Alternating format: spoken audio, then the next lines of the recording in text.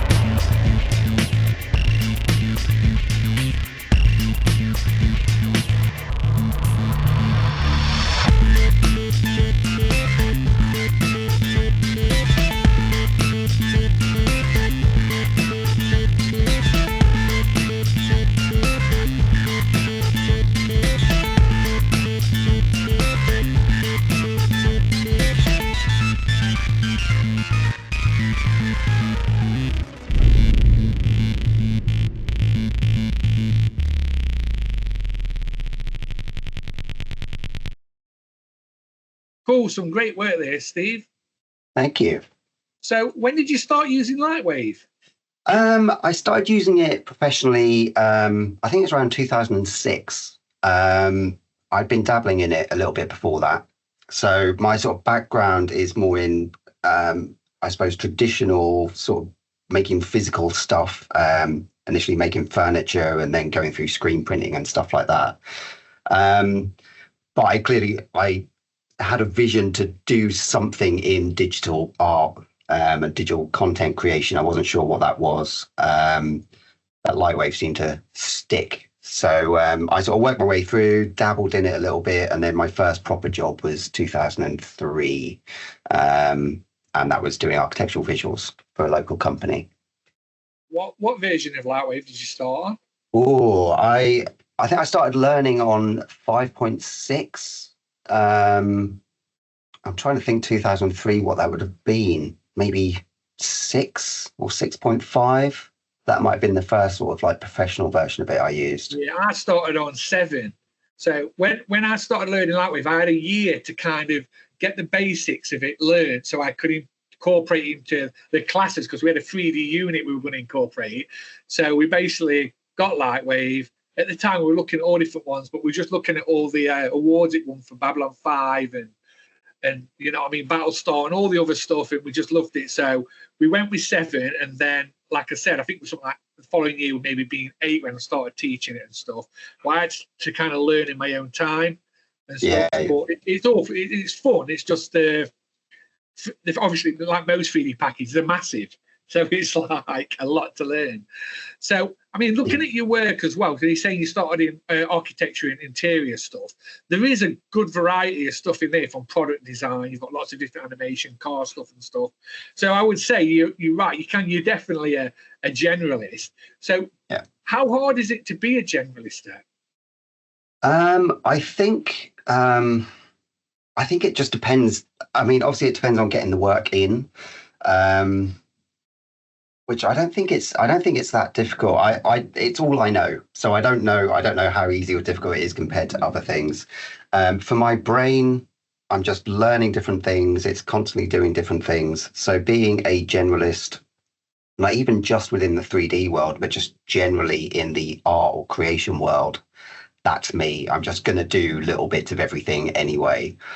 I love all the aspects of learning about the lighting and composition and the physics of materials and how vehicles move and how buildings are made and stuff like that. So for me, on a mental level, I don't think I could be fixed on doing one specific thing. You like the changes then? You quite like the difference from going from maybe architecture visualization to maybe product design. You kind of like the good changes stuff. Yeah, I love it. And the disciplines are pretty much the same. I know there's differences, I suppose, in animation. Like I don't really do a lot of character work. I'll do little bits here and there, but I struggle with it.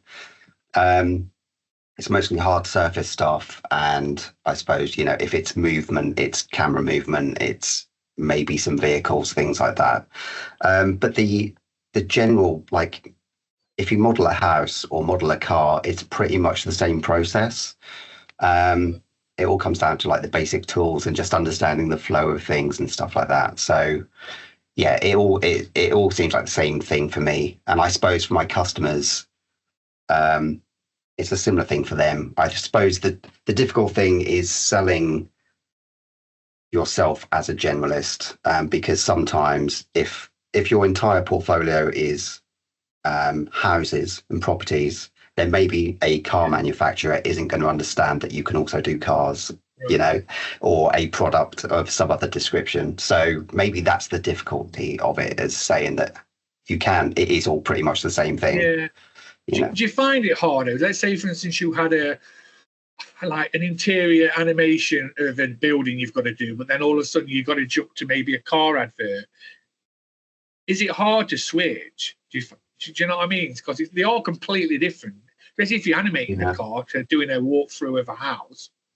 Yeah, I think it can be. I think if it's a technical challenge, I struggle with it. I'm not very good with like any sort of coding or anything like that. I don't really tend to do anything like that. Yeah, so if it's that kind of mindset, if it's like a technical mindset, I struggle to switch. But sometimes I find it sometimes easier to work on maybe 2 or 3 different projects that are very different, because I can just put that hat down, pick another one up and carry on. Right. And it feels like I'm kind of having a break from one job, going into another one. Yeah. Because sometimes the projects will last like 2 or 3 weeks. Not necessarily because they're complex, but because there's different stakeholders and there's different people involved in the process and things like that. And I can start to get very tired of just working on one thing. So if I'm able to put something down while I wait for feedback from the customer and then move on to something else, sometimes I quite like that switch. I find it quite easy. All right. Do you have a favourite piece of work that you're proud of? It's really difficult to pin it down, because I think it changes quite a lot for different reasons.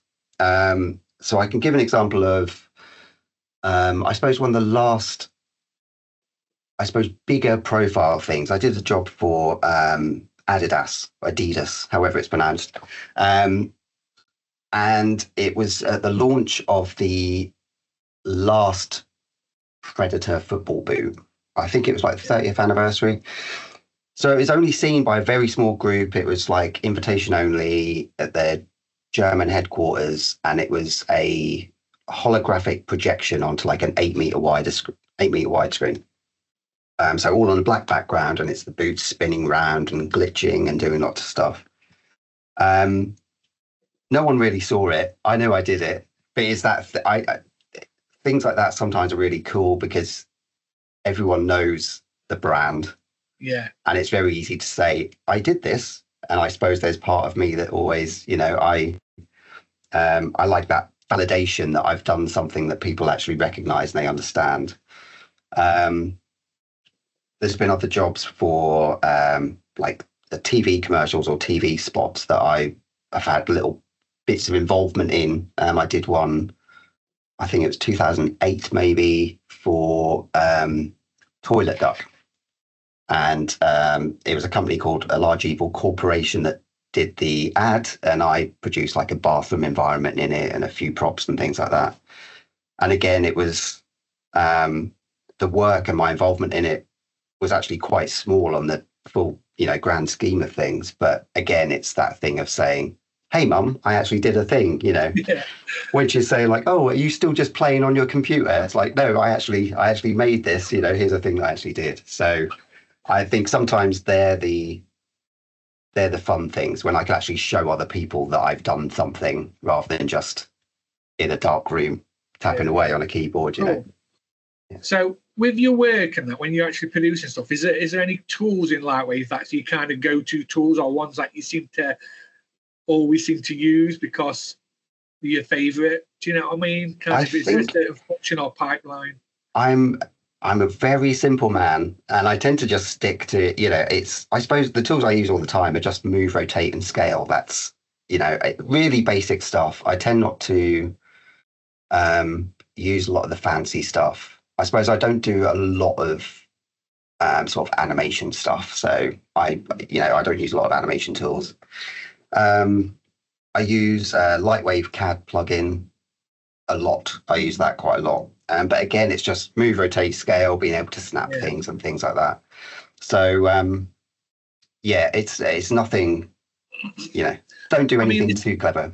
Yeah, there's been I think we just released 2025, and I think that's the 4th release in 2 years. Is there any tools that are currently not in Lightwave that you would like to see? Or any functions? I think there's a couple of things. Some of these may have been addressed because I'm, for clarity, I'm still using like 2018. I've got my 2025 license that I won. Yay. So I'm waiting on that. But yeah, I think things like snapping work plane in Lightwave would be amazing, because sometimes you want to, if you're working on, I don't know, a control panel that's tilted back slightly and you want to be able to work on that plane rather than just X, Y, Z. Got you. I think I used fall-offs quite a lot, like the numeric panel for moving, rotating, all that sort of stuff. Numeric panel's always open, and I use the fall-offs quite a lot just to, get slight curves and things like that. I think it'd be great to have those shared across tools, or to be able to recall those fall-off settings. That would be really useful. Because sometimes you'll need to move something, and slant it slightly, and then you want to rotate it along that same axis, but you have to draw out the fallout and stuff like that. So that sort of recalling certain settings between tools would be really useful. Cool. So last question. So when you're doing your work, do you have any kind of, what inspires you? Because sometimes I'm guessing client come to you and they've got, this is exactly what I want. Even if it sounds rubbish, this is what they want. But if you've got kind of an open, here's what I want, but you're quite flexible, where do you look for your inspiration and stuff, or kind of what inspires you with your work? I think from an artistic point of view, it could be literally anything. If a customer comes to me and I've got a fairly open brief and they say, this is the kind of thing that we want, I'll always ask them, what do they need? And I will try and figure out what the customer's actually looking to, how do they determine that it's a good project and that it works? Is it that they sell lots of products at the end of the day? Is it they educate their customers? What is that thing? And then I work backwards from that. So sometimes it could be, I end up making something that's really boring, but it fulfills the brief and they win whatever it is they need to win.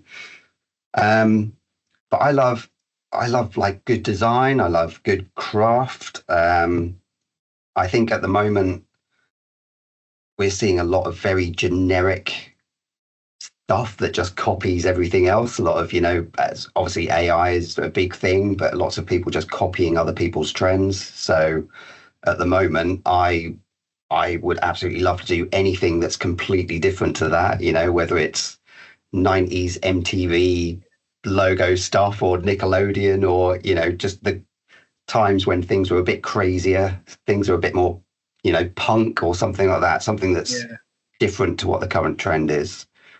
Cool. Yeah. Okay. Well, Steve Bjorck from Eggbox Studios, thank you very much for your time. Thank you.